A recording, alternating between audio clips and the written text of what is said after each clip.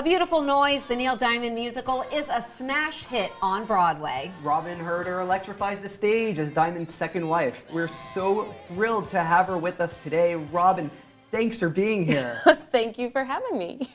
Robin, this is really a breakout role for you. Now, Will Swenson plays Neil Diamond. You play Marcia, Neil's second wife. Yes. What did it mean for you to be cast in this role? Oh, so many things.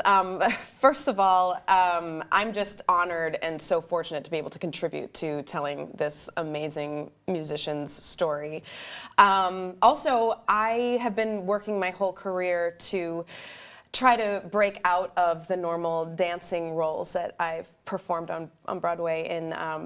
And this one, I get a chance to really show everything that I've been working towards my entire career. I get to have a lot of great scene work. I get to tell a lot of story through song.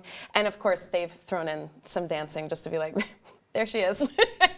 Neil Diamond, a superstar. Yes. His work, it starts all the way back from like the 1960s, yet it still feels so fresh. I mean, there's happiness, success, mental health. It's just all there. Yeah, that's the one thing about this show that I love that audience members don't think that they're going to feel all the feels that they do. I think a lot of people go into the show not knowing. They're like, oh, it's the Neil Diamond musical. We're going to hear, Brother Love and Crunchy Granola Sweet and, Sweet Caroline. They're not, I don't think they're really realizing how deep we go into Neil Diamond's story. And at the end of the show, they come out feeling amazing because we end the show on such a high. But you really go through the gamut of emotions with the show. So sadly, I heard that you lost your father right before opening night. The week we started the week leading up to opening is called Press Week, where all the reviewers come and all the press and everything. And that was the morning I got the call that my dad had passed, sadly. And it was the hardest moment of my life and career, choosing because my family's in Maine, and I was like, should I just go or should I stay? And thankfully, my family is so supportive, and they know that the number one thing, my dad would be so upset if I missed this amazing opportunity because of him. He loved watching me perform. That was his favorite thing in the world, and I know that he would want me to keep going. So I did. I used that as my strength to get through the week, on top of my amazingly supportive company at A Beautiful Noise. I couldn't have asked for a better group to just hold me up and give me the support and strength that I needed to get through. And you have had other challenges. You originated one of the roles for Moulin Rouge. You got a Tony nomination for that. You left when you found out you were pregnant. And very sadly, you had a miscarriage. Yes. And I think you surprised a lot of people when you made that information public. Right. Tell us why you decided to do that. I originated the role of Nini, which is a monstrous dance role. It's very hard on the body. And I've been doing this role since 2017 in different, workshops and out-of-town runs and stuff. And it's a lot of wear and tear. So because it was so sensitive at the time, and with pregnancy, you want to keep it a secret for a little while. And I had to just say immediately, because of course the nature of Moulin Rouge, I'm wearing a corset and it's so physical that I knew I wasn't going to last that long in the show. So I had immediately had to tell my producers, but I said, I'm leaving the show just to take care of my body. Unfortunately, I had a miscarriage early on. I still had to leave the show because they had already made a replacement, all that stuff. And I realized after I left the show, my recovery mentally was not going so well.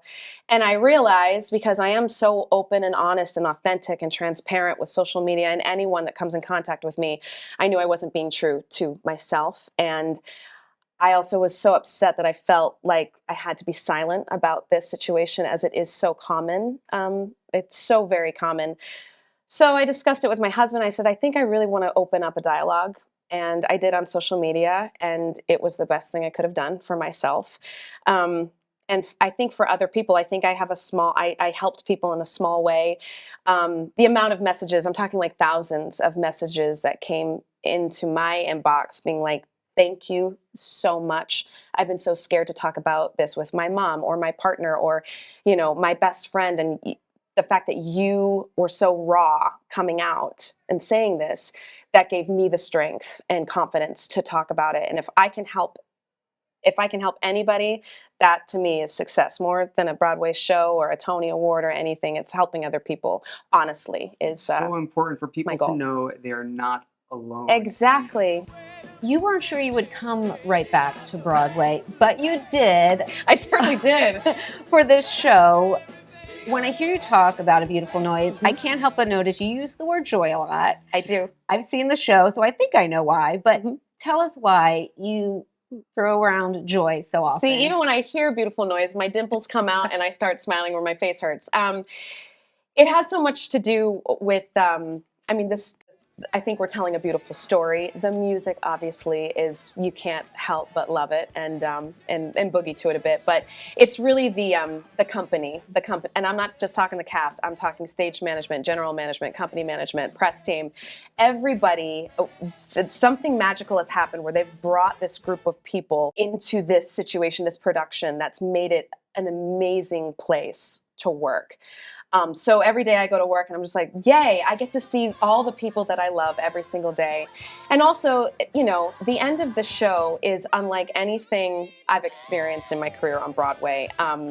I love this is why I do it. I love connecting with people. I love making people feel things. I love to make people feel joy.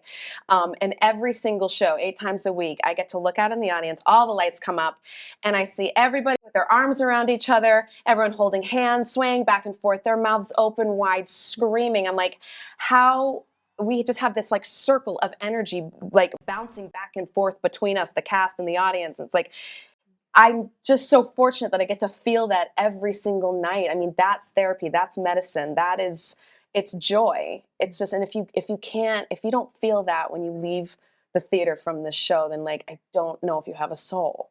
You know what I mean? I am feeling it right now. Seriously. It is. I mean, it's a tangible kind of joy. I mean, you saw the show. You can't help but smile and dance and just hug everyone and hold hands and it's great. And then we throw streamers at you at the end. Well, I hope everyone gets to experience that joy and sees the show. Yeah. Robin Hurder, thank you so much for being here. My pleasure. Thank you. And later in the show, we share some tips on how to recreate a romantic mood in the bedroom. But speaking of spice, our next guest, Spicy Mary, joins us to start 2023 off right with tips of manifesting healthier relationships. You don't want to miss it.